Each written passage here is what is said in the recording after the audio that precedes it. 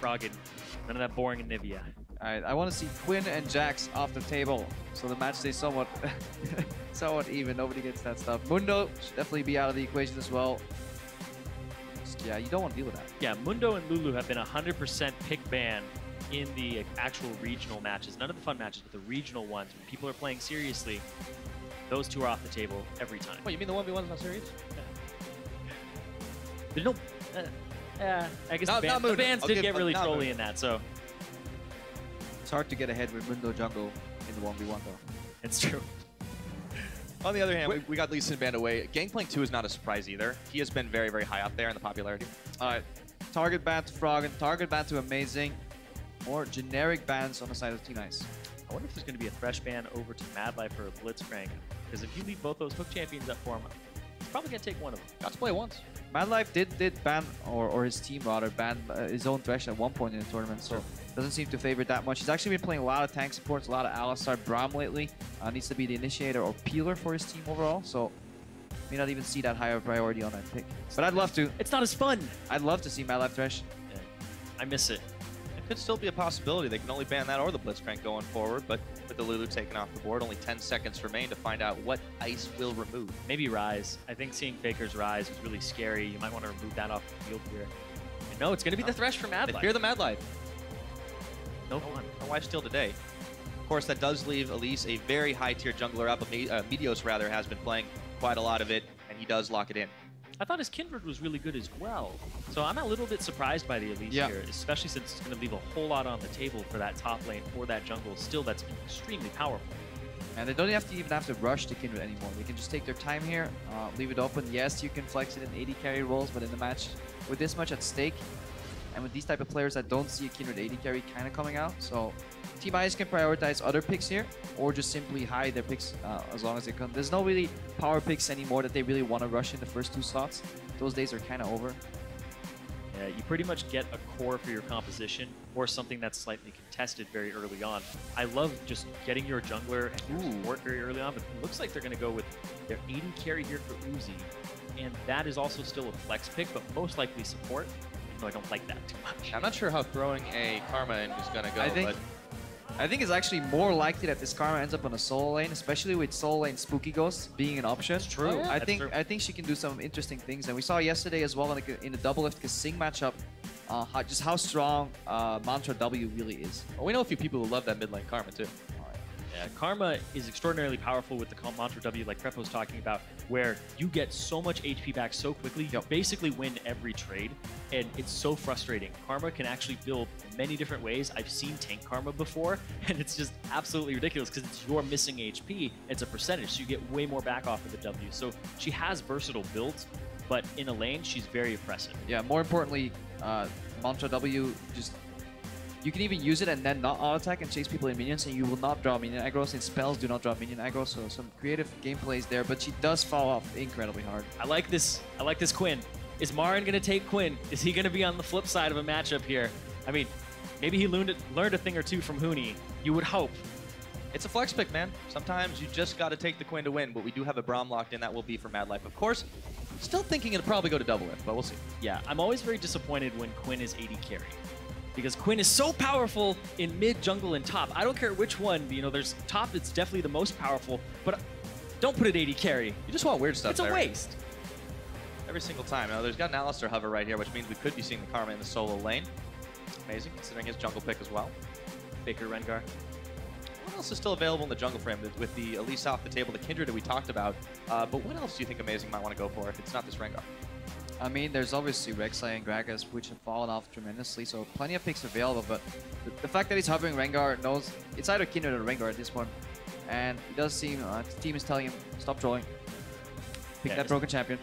Keep us alive. Especially since they haven't drafted any knockback. You can't draft a Gragas at this point. Lee Sin is banned out as well. So Meteos, they aren't going to have anything that really hard counters the Kindred ulti.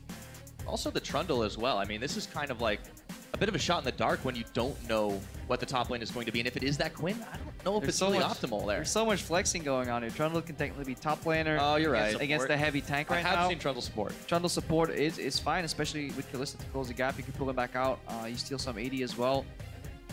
Yeah, we've seen Trundle support been played plenty of times, and in the metagame where you may sometimes see some more one-dimensional tanks in the top lane. Obviously, Trundle goes up in value. Karma could end up both mid, top, and support, so Team Fire completely in the dark right now. Yeah, at this point, though, I wouldn't actually draft a tank on the side of Team Fire, because at that point, you're just helping Trundle out. I would throw the Quinn top, I would pick your mid lane and your AD carry here, and make sure that this is your lineup, because if you get somebody who's going to take tank stats, Trundle is direct counter to that. The fact that Madlife actually locked in that Braum also just indicates that they are looking for damage threat in the top lane, have their tank on the support. Good point. And also double AD carry is so good with a Braum. If you land that Q, it pops immediately. They've got a ton of damage on this side, not just from the AD side as well, with that Brand lock-in. Can be very oppressive. We have seen it used just a little bit. And I think in Faker's hands, anything's a weapon. Time ticking down here, and I don't think it's going to be the Zed. It's a little bit more the Respect Hover. Yeah, I know you're good at this, Faker. I mean, it's a fun matchup. Yeah, well, he could. You get bullied when trying to CS, but Zed shadow movements have a lot of outplay potential. Brand is entirely skill shot based except for the E, so make a lot of things disappear.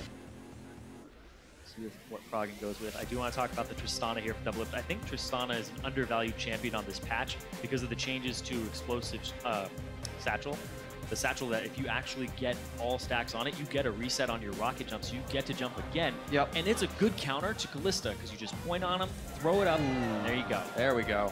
That seems more like a Froggen champion to me. This is so Season 2, man. Brand mid against Nivea, against Lux. Jesus. And the Trundle support. We got top lane Karma. I love seeing matchups like this. I love Froggen's Lux, by the way. Straight up carried me in many occasions in my life, both offline, online. So fantastic pick to see. Yeah, and I think that Lux benefited a lot from the new masteries. Thunderlord's Decree on Lux allows her to hit breakpoints very early on in the game. Around level 9, you can easily one-shot the enemy AD carry, the enemy mid laner, no problem. Oh yeah, this is going to get incredibly bloody, but I do want to ask your gentlemen's opinions on which match or which full composition you really think is favored here. It's really tough. These are no tank compositions except for the supports, so it's very squishy. You're going to have to rely on the jungler and get some advantage in that way. I do think the bot lane matchup does go in favor of Fire. That's really only the one that I'm saying 100% here. Yeah, Tristana is traditionally a strong pick into Kalista. Braum can deny a lot of damage of the Kalista, and just the fact that you can jump in with Twist, W from Braum afterwards, even Q flash aggressively. So in a pure 2v2 scenario, no junglers involved, Braum Tristana is an incredibly fun lane to play. The only problem is that when you do want to capitalize on that all-in potential, you can always get ganked. Yeah, always possible. Now, guys, why don't you go ahead and let us know what you think. You know the drill by now. Hop on Twitter, #FireWin, #IceWin, and see who you think is going to be the one to take this all-star of all-stars up in here. Studio. Yep. The silence settles in as we get ready to kick this one. Studio NA. Yeah, definitely looking to what Froggen's playstyle is going to be. Lux can kind of force push a little bit, and then Roam costs a lot of mana, but we saw that yesterday or the day before, where he teamed up with Amazing to actually go dive top. Karma has a lot of wave control, can get all in by MaRin really, but should be able to keep him at bay there on that Quinn. So the wave control could very much so be in favor of Team Ice, because DoubleLift obviously can't manipulate waves with Tristana, is obviously forced to execute those minions and make them splatter all around. So some good roam plays could be set up because minion waves are very much so influenceable by Team Ice. Very conservative, safe start, especially in a tournament that's been filled with a whole lot of ham and cheese this time around. And remember, 200 points on the line for this matchup, with currently the points sitting at Fire 100 ahead of Ice. Oh, Faker as many as they can get. Let's see what happens. Oh, damn. Faker goes in on Uzi. DoubleLift looking for him right now. They might be able to get this level 1. Uzi's all isolated from the rest of the team. He's going to have to burn the flash over the wall. Madlife hits it. It's intercepted by PYL. There will be no kill to start. DoubleLift started with jump, though. That is pretty interesting. Yeah, they get the flash from Uzi, but it still is something that you can punish on Tristana very early on. In terms of actually trading with somebody, it's probably the worst ability to take level 1. Oh yeah, it's probably better. Kills your lane push, kills your trading potential, even kills like your level 2 if you just want to keep laning with. Just puts you so far behind. Yeah, it's still actually pretty good in a level 2 all-in. Yeah, but you'll never get to that scenario because you lose the wave push. That's the problem. Well, it was a calculated risk. No, definitely. It's still worth burning a summoner. Obviously, you can return to the bot lane, kill Uzi, and then you can hashtag work. But we'll need to see if Meteos actually can find his way to the bottom. He is starting on the left side of the map. That indicates generally that you path downwards. Flash play, as we talked about earlier, jumping in Madlife after Q Flash with Meteos should generate. Honestly, if Uzi doesn't die to first spot, Fire will be making a mistake. Yeah, and I definitely think you want to camp this bottom lane. DoubleLift went up against Uzi the other day, and Uzi went 15-4 and 11. He definitely got a large advantage off of this lane matchup out of pure skill and outplaying. Yeah. Oh, and of course, we've been seeing DoubleLift skills on Showcase in the solo 1v1 scenario the last hour or so, but we'll talk a little bit more about that later as this mid lane matchup. They're just trading a little bit back and forth, but Froggen is not getting the better of that. It looks like he might just barely be to start this one off. Yep. It's really going to be hard to tell if people are just going to try to take these 1v1s or play it back, wait for the jungle. It's those changes to the call for help mechanic. You saw those caster minions were all over Faker. Normally they wouldn't have been because Froggen was too far away, but it's those changes. Those came in after Worlds, so people haven't really seen them before. And this matchup, any brand matchup, you really want to predict the last hits while the enemy is walking up for a last hit. Hang on. I'll do the same to Faker here. Ooh. Out of the shadows. Oh. And they get the stun into the Wolf's Frenzy. Faker is target numero uno, taken out by Froggen. And he burns his ghost as well, so they get a summoner spell on top of all of that.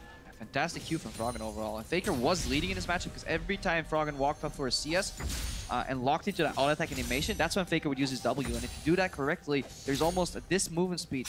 With the low amount of movement speed based on Lux, there's just no dodging available if you do it correctly. The moment, too. With Amazing back in his own jungle for the moment. He should have pretty easy time to hunt down that Scuttle Crab and start adding stacks to himself, but losing Pyl a little bit lower than Madlife DoubleLift here. Yeah, they're letting the wave push out. That's what they're doing. They could have AFK pushed it into the tower over and over again.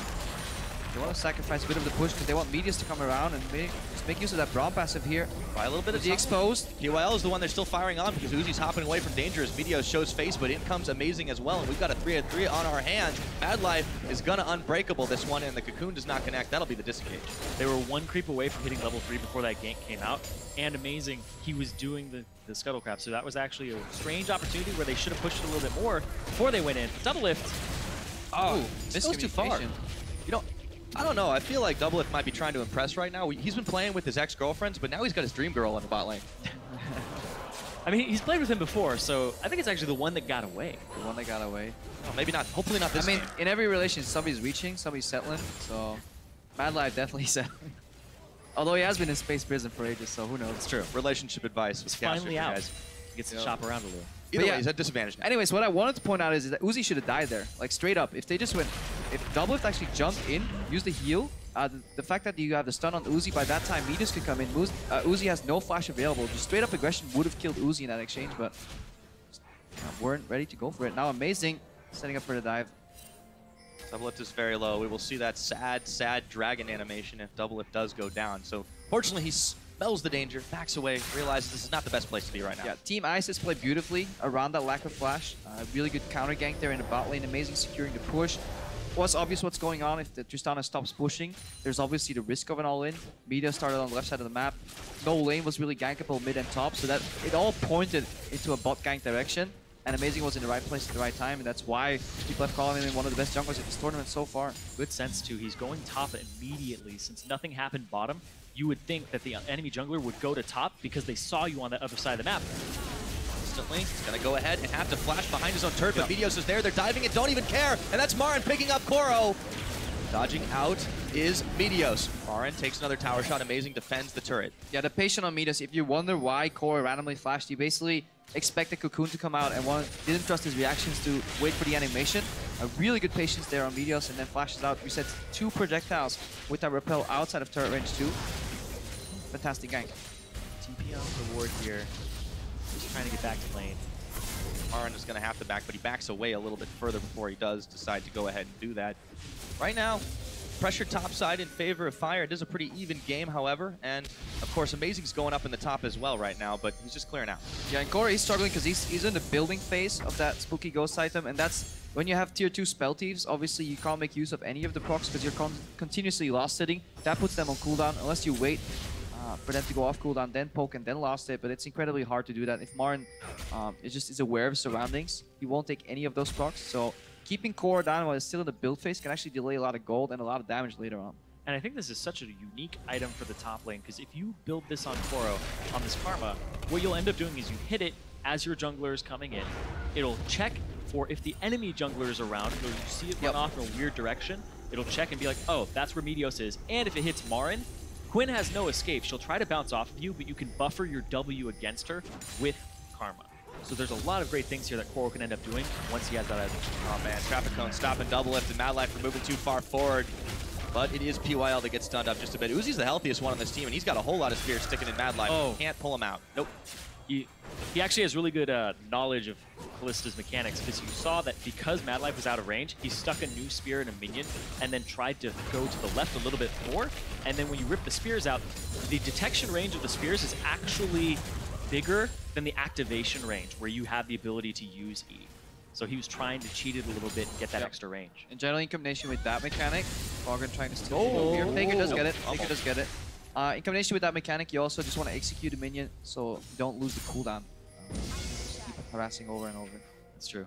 Amazing spotted up on the top side. Now, he's definitely had a pretty solid start to this game as Kindred. He's just able to go where he wants for the most part. He hasn't had a lot of counter pressure from Meteos, who's just been focusing a little bit more on those lanes. But we'll go back to bottom lane as Uzi takes an explosive charge. PYL is going to get stunned up by the winner's bite proc, and DoubleLift just keeps on firing. Yeah, and this trade right here shows you why this lane is so strong, because you can always initiate trading on Uzi. The damage return will always be blocked by Madlife because it's so easy. And then PYL has to walk up incredibly far forward, puts himself in stun range immediately. Then the trade is won again by Team Fire bot lane. So this mismatch is kind of only solved. Oh, another bind. Yep, they get it, and into the Wolf's Frenzy he goes. Faker this time's got his flash, and he uses it. Down he goes anyways. As the arrow picks him off, it's amazing. That gets the kill. Not even paying attention. I just love bot lanes so much. Yeah, I was about to be like, oh yeah, and even though PYL lost the trade, he's Trundle, so he just sits around and gets more HP back. So as Trundle, you want to actually continue to constantly trade with people, because as soon as you lose or win that trade, you get to back off, and then you're full HP again. A little bit of a slow up there. Get around in the bottom though. Yeah, Koro is going to go ahead and take the fight to MaRin. Dodges out the blind. He's healthy. But yeah, Faker in mid, no summoner spells now. Prime target for Amazing to gank, and he hasn't actually been doing a great job of warding his top side.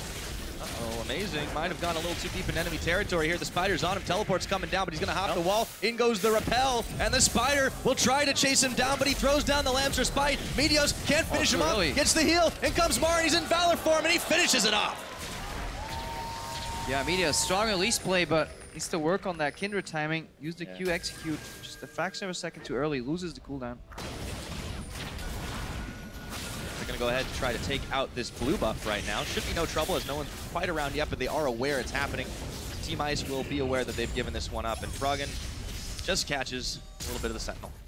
It's good for Faker because he doesn't have any summoner spells right now. You want to make it so that the Lux just can't continue to be oppressive in this lane. Every little bit counts. Indeed it does. Now, Madlife tanking up as much damage as he can for DoubleLift. Uzi PYL, definitely more than a match for these guys, though. They've built themselves up a decent CS lead, 17 in favor of Uzi. Back to the mid, it's pretty much dead even. Yeah, it's 5 in favor of Faker, but there's 2 kills that he's got in the wrong checkbox. Yeah, but MaRin has 2 in the right checkbox in the top lane. He's close to finishing his Yuma's Ghostblade, and when he does, I wouldn't be surprised to see him roam. He did get that TP play, so that'll be on cooldown, but Quinn is just so good. MaRin can make it to that mid lane very quickly to help Faker out. And right now in mid lane, it's a game of catch.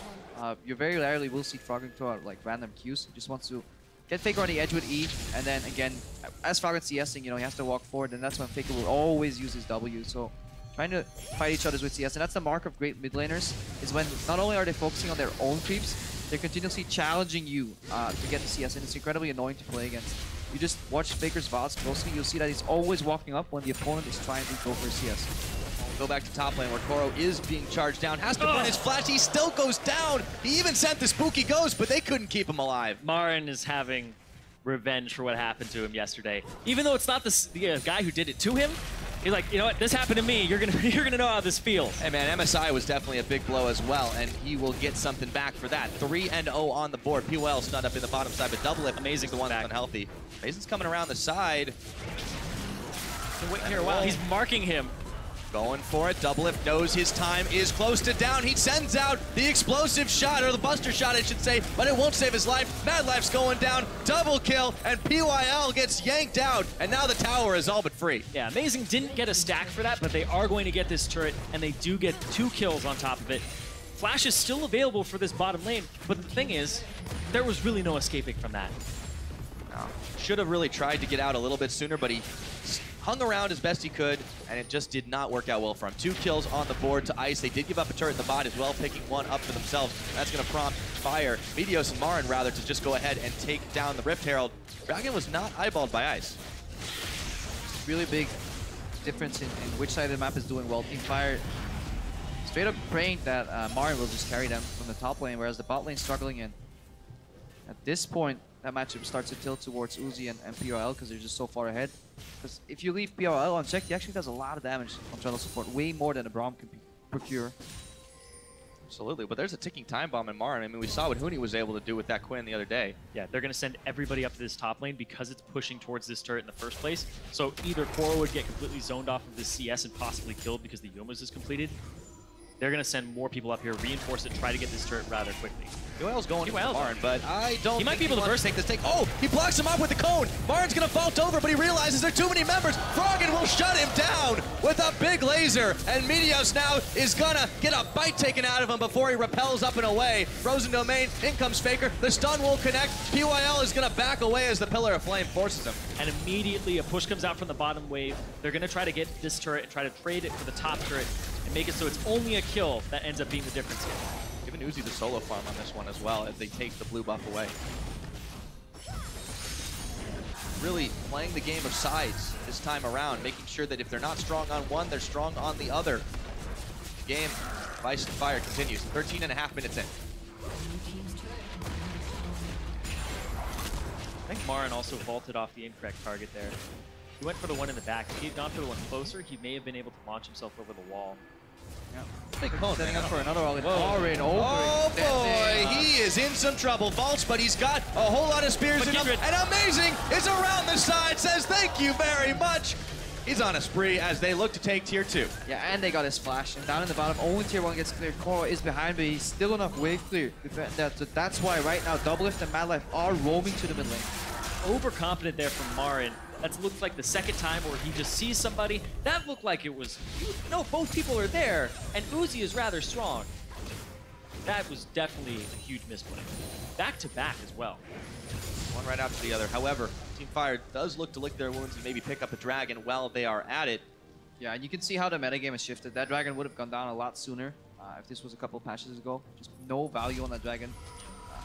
Current metagame whatsoever. Just you likely won't get to the 5th one. Very unlikely with the rapid pacing on the game. So that's why getting one might be good, but just playing the map and getting more tempo and getting the team snowballing very often gets the priority. Yeah, I even thought that taking the Rift Herald there for MaRin was rather good because it gives you that 10% increased damage, so he would be able to bully Koro even more, and the wave was pushing towards him. So it seemed like the perfect storm for MaRin to just continue to snowball top lane. But everybody from Ice showed up there, actually the best move they could have possibly made. Yeah, despite the fact that Koro went down a little bit early on as Pyl takes a Winter's Bite, he does know a thing or two about staying alive. And in the LPL, he's just always known for this. Just, I will survive in lane, I will make sure that I am an asset to my team later on. I may not finish all my items right away, but you know what? You're not going to shut me down. So he's a perfect matchup in a lot of ways for MaRin, who really just wants to take it out and snowball the game as best he can. And once again, he's just throwing wards out there. He has the Eye of the Equinox, and he's still holding on to his Trinket ward. Yep. So he has a total of 6 wards available to him. Yeah, I think that's the best way to play Vision right now. I think just going Sidestone into Sweeper immediately, like Madlife is doing right now, it's so incredibly hard to play. If one of your wards just gets swept, you're basically only warding at 66% efficiency, and it's just not worth it. Yeah, because the Sightstone nerfed from 4 to 3 wards, he has half the wards available to him that PYL does. And then when you have Sweeper, you're not going to be able to sweep enough wards with one Sweeper to actually make up for that deficit of 3 wards. There's a trade-off in the tankiness that you're able to bestow when you finally finish the face of the mountain, but I feel like somebody like Trundle doesn't really care about that. I mean, you can obviously...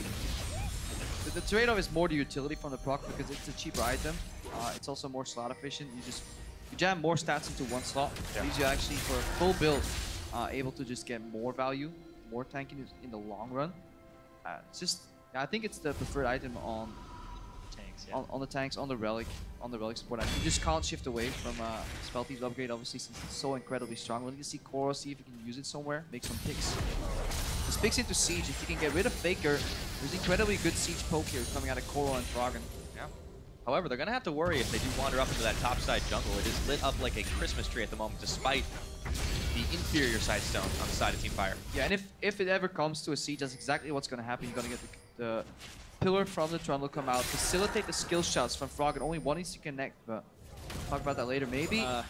DoubleLift could be in trouble here. DoubleLift. He's got the hop. He's going to use the Buster shot, but there is the cone, and a flash away says, I don't think so, not today. Uzi just sweeps or throws down the scrying orb in the brush. 100% DoubleLift is there. DoubleLift is at a level disadvantage as well. He's a level down. I had no idea what he was going to try to do against the Blade of the Ruined King Kalista. Probably just assumes Uzi would take the farm and back off because there was not enough vision. Yeah. Just wanted to hide in the brush and then just match the waves. He was not looking to fight Uzi at all there because obviously. I don't think Amazing's looking to fight either, especially not 1v4. He's going to back away. He has had a little bit of rougher of a time than he was in the early game to roam around the map. Nonetheless, Team I still holding on to a slim advantage, but it just seems with the map movements, Fire are the ones in control of the pace. And it's gone. So no Cloud 9 movements where you push up the bot lane, rotate to the mid lane, siege down that tier 1 tower because we're back in Season 2. Wave clear mids. Over and over. Amazing's going on a roam again, so see if he can get a catch on DoubleLift, who is going to go ahead and try to take out the Raptors. Instantly Amazing's there, and DoubleLift will back away and take them for himself. Nowhere is safe, but the Rift Herald is not either. Meteos and MaRin will take that down again. And look at Faker as well on the minimap. He's always positioned to the left side. He's really hugging that left wall because he knows the right side of his jungle is exposed. His main job right there is to wave clear and avoid getting dove. But that does leave tier 2 bottom open for a potential dive. Yeah, exactly. Just look at the warding from both teams. Top side is all blue, bottom side is all red. Play towards the side that you have warded. But right here, they just came through the jungle. They saw them actually come this way. Yeah, but the main difference is that Ice has an AoE wave clear mage in the top lane, and MaRin can't bust that open, whereas Fire just doesn't have the wave clear. It's on a static mid lane champion like Brand. There's no Lux ultimate that you can use to play one on the sideways, so really Ice pivoting around the point that is the issue, which is all the wave clear from Faker. The only way you're gonna get that mid-tier tier 1 tower is if you dive Faker. What you can do waiting to set up for that dive is just pick away at the other side, just pivot around that mid. Don't spend too much time just AFK sieging mid because it's never really gonna work unless Faker's gone. So far, he is only Madlife holding. Meteos is coming back up, so that means Ice is going to back away. MaRin tries to go around the side, but he's not quite in sync with his teammates. It's going to be a word war as he vaults over Amazing. But now it's Uzi around the side, and he throws Pyl, forcing the flash of MaRin away. Faker's looking for one as well, and the Luxol will whiff in between the middle. Everyone backs away before another match queue. Nice change of direction there as well from MaRin. The obvious way to go is to just go to the right. Pyl, he still wants more. Oh, he wants to fight this. That Trundle is big, but he takes a little bit more damage than he bargained for in the back half. I'll disengage once again, but it is really a fight, a war of attrition over this mid lane. Tier 1 tower still standing. Yeah, Ice with an aggressive push to get through the choke point into the mid lane. If they had to path the long way around, they would have lost more damage on that tier 1 tower. Want to keep that alive. It's a really good seed. It's a really just good position for Froggen because he can pan out to the left, pan out to the right, and join pushes on the side with his laser every single time as long as the tier 1 is still up. Those cones and the choke points are just going to make life so hard for Team Fire here. If they position it correctly, Ice has got themselves a pretty scary combo. I don't know why they're lurking here with 3 people. It's obvious this wave's going to be cleared. Oh, okay. Hello. Gonna flash forward though, looking for Pyl, who's stunned up, bouncing the Pyroclasm, and that's Pyl going down. Everyone from Ice is bailing away. Don't you know not to play with fire? MaRin, if you take damage while you're channeling your ultimate, it gets interrupted and put on a 3-second cooldown as Quid. Meteos doesn't know where to go. He's just getting kited around here. These fights are so touch and go because everyone's just so darn squishy. And goodbye, Faker! Looking for more. It's gonna be though Amazing, who is stopped up by the cocoon. DoubleLift backing away, and Madlife escapes with a sliver of health. Yeah, this is the second time Froggen has clipped Faker with a Q to the left in a dodge pattern. So he definitely done his homework, or just watch Faker play, or just mind gaming him because the second time that Faker straight up steps into a Froggen Q. You even got boots rather early on as well to try and dodge this. Those are kind of expensive boots. You know, the sword pen you definitely want because when you end up in these team fights, you want to be able to do a lot of damage to the squishy targets, which we just saw happen there with his Pyroclasm. Amazing got cocooned, and he had no opportunity to actually hit his ult. There he goes almost up. Not quite yet, but they won't even need it because Koro has just got a whole hell of a lot of damage with the help of Pyl. He gets some revenge and takes down MaRin.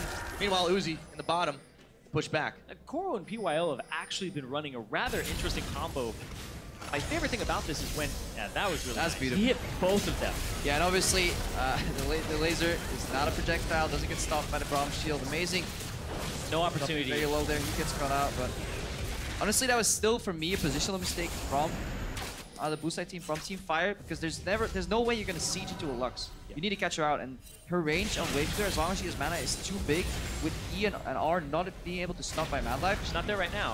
Froggen Froggen does have ulti. Yeah, they've got a Tristana. They definitely got a way to push this tower very quickly.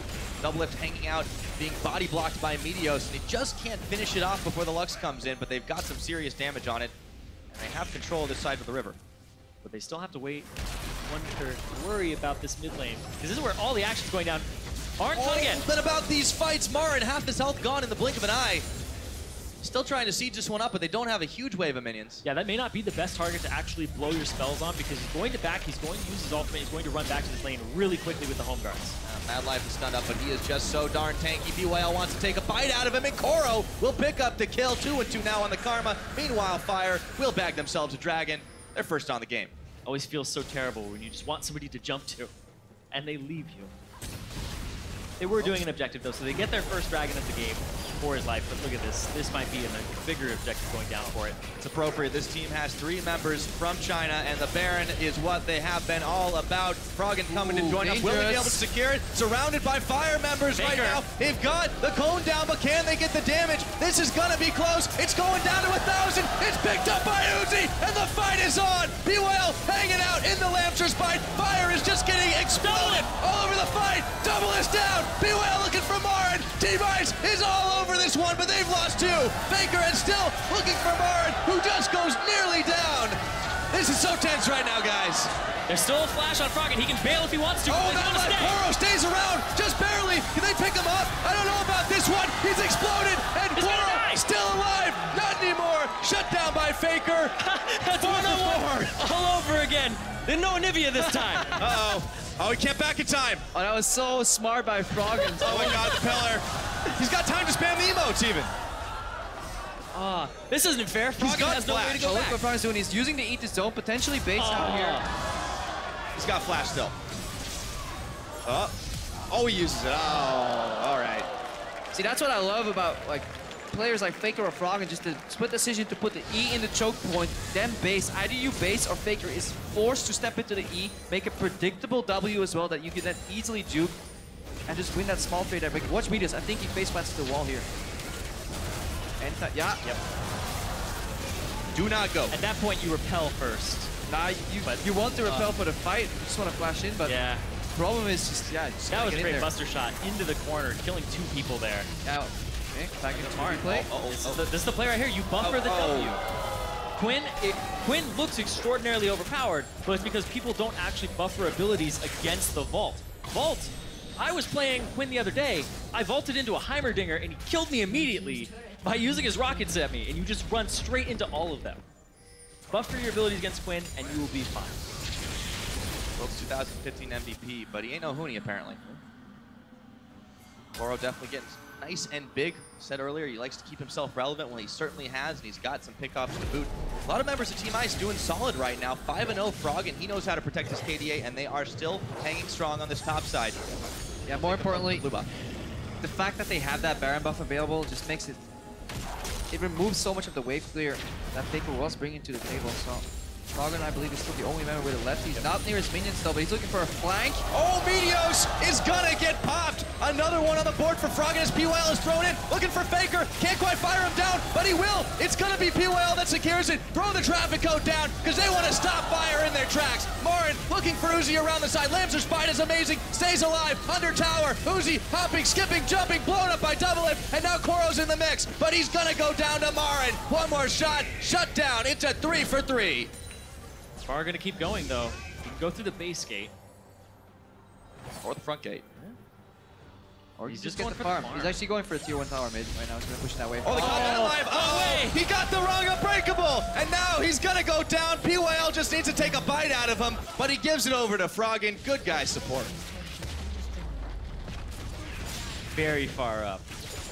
Madlife at that point, you really don't have much of a reason to leave the base. Yeah, he just wants to cancel bases again. He wants to just get some tempo again. Froggen not using the Baron buff here because he knows there's dive that can be done. So rather he flanks out of vision. And at this point, when they get Faker, they could have backed out Ice here, but they're still toying with their food and actually commit a little bit too deep on the dive. Good moves, but continuously, somebody's always tanking his tower. Amazing has to even ulti here. Uzi did a good job sidestepping a lot of that damage, despite the fact that MaRin was right on top of him until he gets blown up. Until. Yeah, it was right outside the Lamster's fight there. DoubleLift just pops him one with a crit. Yep. I do have to commend Froggen, though. This is incredible Lux play here from him. And there are some transferable skills between Lux and Anivia in terms of positioning. You have to be able to land those skill shots as well. Well, that explains it. Yeah, I do think it's a big transferable skill set between these low mobility mages. Yeah, that's just that was Froggen at the height in Season 2. Just love those mages overall. Madlife right now with Meteos getting caught in the jungle. Good juke by Madlife. Yeah, he's able to hop back. Stand by me, or I'll stand by you rather. As Ice is making an aggressive push towards this bottom lane. Now actually towards the middle. Let's take a look at Meteos' stacks as well. He's definitely had free run of the jungle a lot of this game. Yeah, but again, it was the setup early game though from Amazing. Goes mid to kill Faker, gets Froggen ahead, then goes Bunted. Nice. The gank on the flashless Uzi. We really can't state enough how big that is for the flow of the game. Oh, he's gonna dodge that one, but not the cone. But yeah, Amazing has been having actually a really good week. Right? His Lee Sin play has now been drawing bans because of how efficient he seemed on that champion. And then Kindred, after the first pick of the Elise, you know you're not going to have a Gragas played in. You know you're not going to have these champions that displace you. So I thought this was a great pick for Amazing, and he played it really well. He went to the right lanes.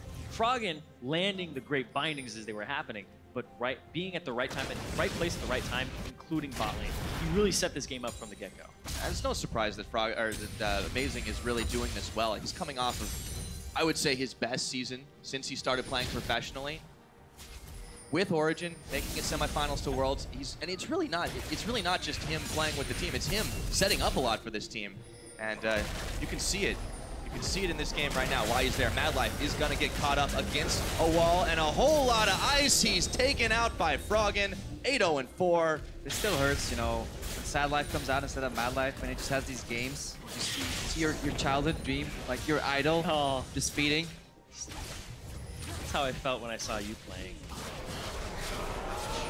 At least you have good taste in idols. I know, right? Want me to give you guys a minute? Now we're good. All right. So back into this one. We don't need that much. Let's talk about the other side of the equation too, because Uzi with PYL has been, I'll say, a little bit of a mixed bag. Uzi, you know, very famed as this incredible solo AD carry. I guess I'll have to put that one on hold as Meteos will be able to disengage away. Dragon taken out by Team Ice. That's number 2 for them, but they're not giving up on this push just yet. The troll is coming in. They want Meteos. Another traffic cone will help them secure it. No, he repels, and yes, he goes down. Koro picks it up. Uzi right in the front. This is where he wants to be. Unbreakable will not be enough to keep MaRin healthy in this one, but the tower will. Nice QSS of the stacks of rent there. Oh, okay. Don't walk that way, DoubleLift. Getting led all around, but Pyl and Uzi are making an extraordinarily deadly combo. Pyl's Trundle is actually crazy. Just overall, Pyl's playstyle is very just forward walking with heavy tank supports, and he just really has a good understanding of what trading means, and especially situations where he takes damage, but then his AD carry returns more beneficial damage. And a player like Uzi, I could almost say like people like Forgiven as well, would really appreciate that support playstyle where you're just constantly in their face, and you just know that your AD carry has the mechanics to really make those outplays too, and just continuously put pressure. Speaking of outplays though, I think I've seen this one before. It's a big final spark, but it won't hit anybody. Pyl was caught in the Baron pit. He's taken out, and it's a 4v5 just like that. Man. Fire will back away happy. Speaking of Pyl making the sacrifices, he runs off to the side to get the Pyroclasm away from his team, but it bounces off of Baron and him back and forth until he's dead. Yes. Cool. Ice isn't done with this one just yet, but Uzi's about busy. to finish his back. If they figure out, if they figure out that Uzi might be gone. Well, they're pushing mid right now. Faker just cleared this wave. Massive wave on bottom. You have to deal with that at the same time. You can send MaRin because MaRin has TP available to him, so he's just going to get into his ultimate. Oh, that's a fast Quinn. Move over, Ramus. And right now, Faker's still waiting on some gold. He really wants to hit the next item. Wants to finish that Liandry's, because then that's a really core brand build done, because he has the Rylai's Crystal Scepter. Massive slows on all of his AoE spells. There it is. Yup, now it's teamfight brand with this build. Even though he's 1-4 and 6, he has potential to straight up carry a single team fight. Yeah, and that score doesn't necessarily do them justice either. They have been putting a whole lot of attention to that mid lane on Ice's side. So is Team Fire, but in that laning phase, yeah, but it's I still feel this is a different Faker we're seeing this tournament. Maybe just a little more relaxed, just not really respecting the boundaries as much, because this isn't the first team that has figured out that you should probably camp Faker. And in the past, very few have actually succeeded at doing it successfully. Maybe that was due to the merit of his team really cross-mapping very well, putting pressure on the other side of the map, capitalizing on the fact that people were spending time trying to kill Faker in a less organized environment. May not happen. Yeah, even in Faker's interviews, he talks about how he's a different player now than he was in Season 3. And Season 3 was all about Faker, and in Season 5, he's become about being a team player. So when he gets camped, it's always Bengi can go to a different lane and set up MaRin. They actually did a lot of that during the season. If Faker was ever behind, I remember very clearly there was a Syndra game where he got back into it in the LCK by having a great play in the mid game, because he still knows that he's going to hit these breakpoints. He plays around them. But speaking of camping MaRin, he's not going to find anything here, though. yeah, Koro has definitely gotten himself up to a very comfortable point in this game, but still have to be careful on the side of Team Ice. Fire can burn them. They come a little bit too close. Meteos will be back away on that one. Trap cone comes down. Pyl is just doing a great job of throwing out the Pillars of Filth on targets that have to use certain abilities to get away, whether it's a flash. And just look at how comfortable Team Ice is with Froggen's wave clear. We see 4 members moving up in the mid lane, hopefully no action. Speeding up POL, that's very smart. Faker, he's got his flash. He's gonna have to use it into his team, but the catches, the attempts keep on coming. Yeah, I could see amazing pathing to the top lane to start a push right over there, because both teams realize if they stay in the mid lane, it's just wave clear versus wave clear. So what then is the limiting factor is split push. And obviously MaRin has a leg up there. Amazing was trying to get a bit of a push in the top lane because MaRin was brought. That again forced the initiate in the middle lane. Speeding up with Karma to get the pillar. Really good job. He's doing a lot of damage to this turret. Oh yeah. Koro's got a bit of wave clear on his side, but still, MaRin is able to push oh so fast, and there wasn't enough attention being paid to this bottom side while they were hunting for Faker in the mid. Well, Koro wants Actually, one-on-one. historically speaking, this is actually exactly what happened in the early stages of Season 3. There was a lot of team fight focus in Season 2.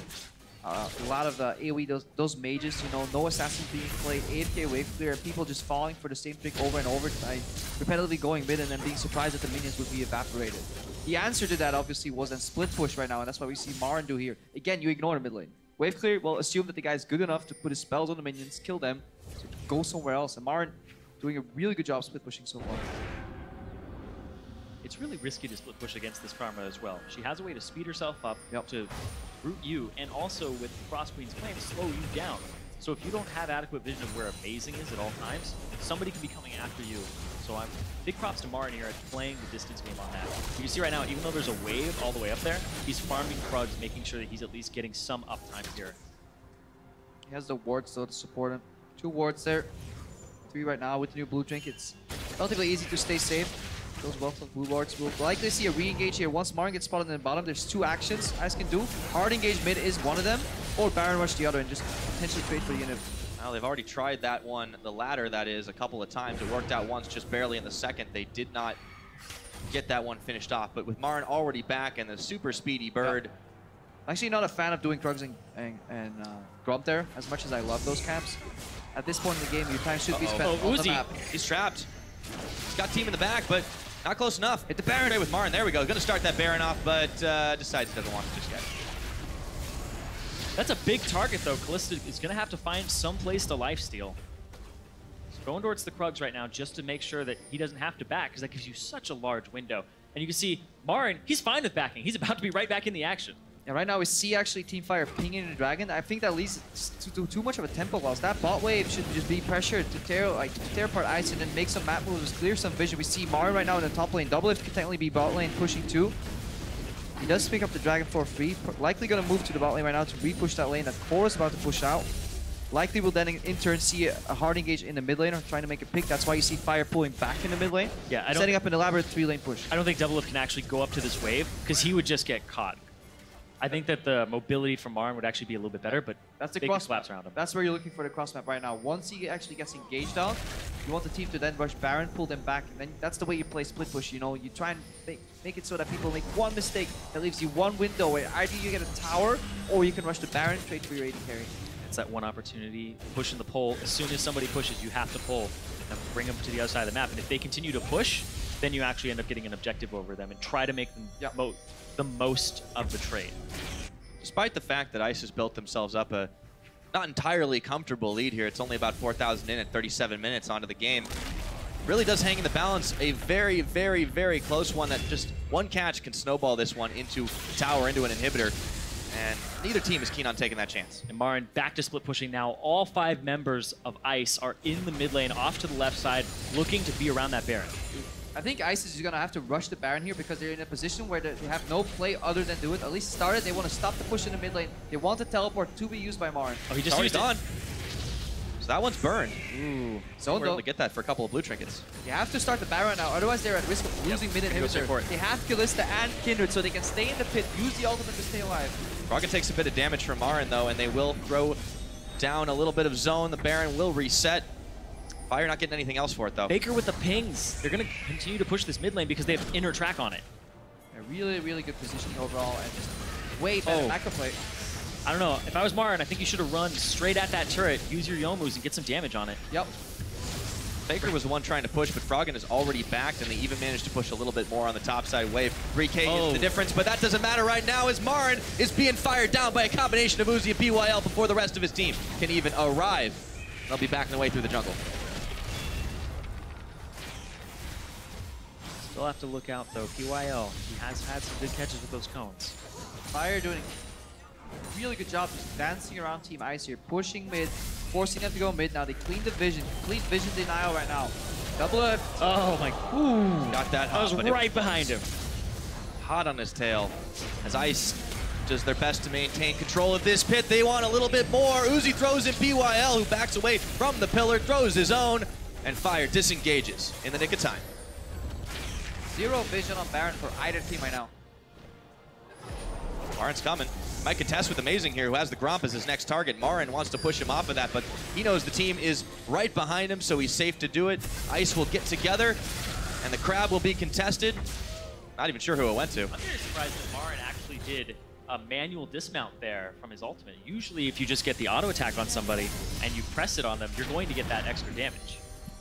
But he just manually canceled it around the wall from Amazing. You can also cancel it by buffering an E on someone as well. He is all over this map and all over this jungle. But they've got eyes on him. The blue trinkets. All right. 3 on either side. Coming in handy this time. Just, you can follow the strategy that Team Fire is doing right now by just watching the pings on the map. So they identify threat number 1, which is the pushing top wave right now. Really, that just adds pressure to you, so you really want to get that slow pushing. Oh, he didn't jump over the wall. Uzi with a bit of a... Amazing is not super happy right here. He's going to bail out.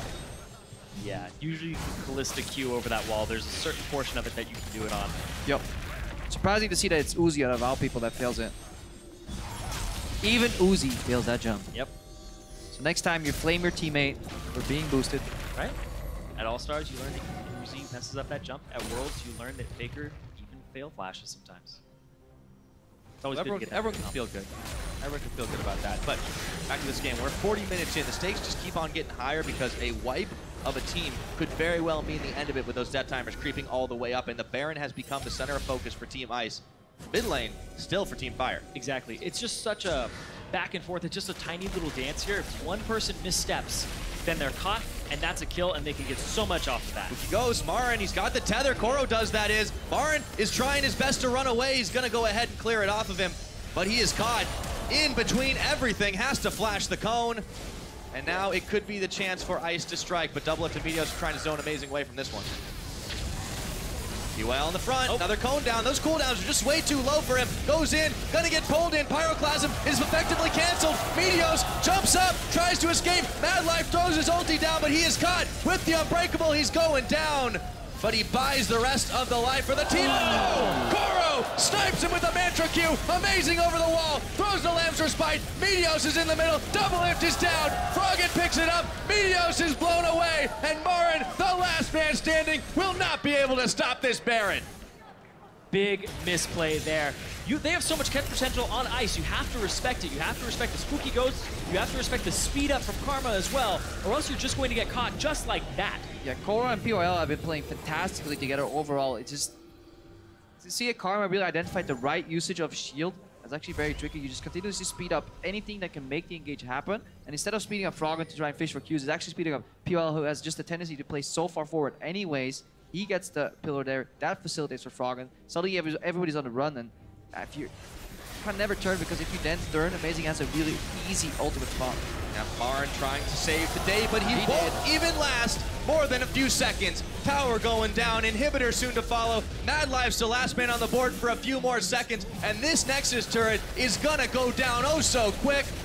I don't know what Madlife can do. The rest of the guys are off the fountain, but are they in time to save the day? Ice, ice, baby is the word of the day, and there will be no tiebreaker at All-Stars 2015. Final match decides it all. For Froggen, though, having a crazy game. Getting attention from Amazing, being able to carry that, landing the Qs, and just overall, Ice, you could see from an individual performance, we're doing well, but the way they were synergizing was very beautiful on top of all of it. Oh yeah, they worked together very well this game. I was very impressed by this particular choice. The All-Stars for Team Ice, they really voted. Everybody out there, good job on that one. Oh, and they just get a big ups from the crowd. Nothing against Team Fire, though. They played this one out well. I feel like they just didn't quite have the same control of the map most of the game. Faker played the matchup well 1v1. He was chunking out Froggen, testing CS, but then he kind of left himself exposed, and you can't do that without support from your jungler. So either Meteos should have been mid at the level 3, noticing that the lane is pushing out. He had the potential to be there, but just a really slick gank from Amazing opened up that mid lane. Then he went to the bot lane, facilitate that stop, and I can't stress enough just how pivotal that was for the early game. So very impressed with the early game from Amazing there. Froggen, beautiful.